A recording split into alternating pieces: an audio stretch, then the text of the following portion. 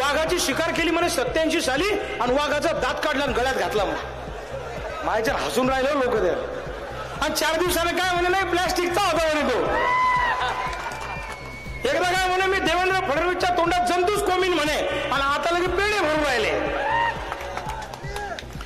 मागच्या 25 दिवसापूर्वी म्हणे प्रतापराव जाधव 4 नंबरवर म्हणे. हे आमदार म्हणे त्यांचेच. आमचे खासदार म्हणे 4थ्या नंबरवर आहे म्हणे आणि आता म्हणतात आमचे खासदार नंबर 1 वर आहे म्हणे. म्हणजे सुधीत आहे का काही? सकाळी एक संध्याकाळी एक दुपारी एक तिसरा पारा एक काय मेळ चालला यायचा. वाघाच्या शिकारीची गोष्ट त्यांनी काढली. अरे मी वाघासारखाच जगलो. माझ्या जे काही घटना ही जुन्या आमच्या सगळ्या लोकांना माहित आहे. त्या शिकारीचं जाऊ दे, पण तू शिकारता आता पक्की होणार आहे. तू शिकारता केल्याशिवाय मी राहत नाही. आणि साला मागच्या वेळेला असाच हिजड्यासारखा आला, 4 खोलीत पाय पकडले की जाऊ द्या मी आता काही बोलणार नाही. मागच्या वेळेला शेट्टीला घेऊन आला की मला असा धोका आहे. आता शेट्टी येऊ या कोणी येऊ, तू अवकात तुला मी दाखवणारच आहे. काय बोलणार तू? हा, आई वडिलांना स्टेजवर आणतो आणि आई वडिलांचं राजकारण करता म्हणे. मग आणतो कशाला माय बापाला मधात? अरे आम्ही पण हजारदारी एकाचे हजारदारी पैदा करण्याची औलाद आहोत. पण आमच्या आई वडिलांनी आमच्यावर असे मर्दाचे संस्कार केले.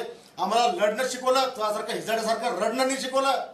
आम्ही लढो, छातीवर वाव झेलले, डोक्यावर वाव झेलले, महिलांचं मुलीचं रक्षण केलं, अशा तोड्यानी केल्या. शेतकऱ्यांना वाऱ्यावर नाही सोडलं. अरे मंगळसूत्र याच्या गोष्टी करतो बायाकडनं. आज 300 व्यापारी, 300 शेतकरी, ज्या शेतकऱ्यांचं त्या गाडीनं पैसे डुबवले. तू बायको तिची जमानत घेते, मग बोलू नको का?